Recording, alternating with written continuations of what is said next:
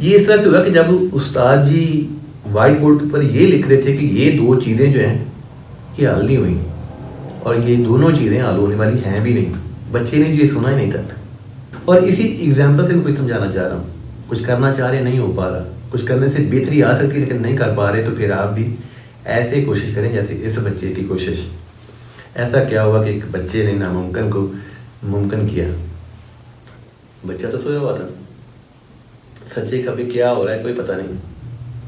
سامنے استاد کیا لکھ رہے ہیں کچھ نہیں دیکھا، استاد کیا بول رہے ہیں کچھ نہیں سنا.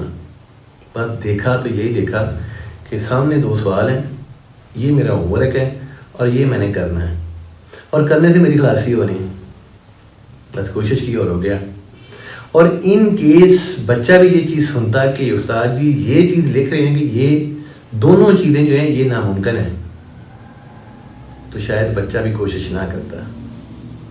اور اگر بچہ کوشش نہ کرتا تو شاید میں بھی آج اس کی یہ والی جو ایگزامپل ہے آپ لوگوں سے شیئر نہ کرتا.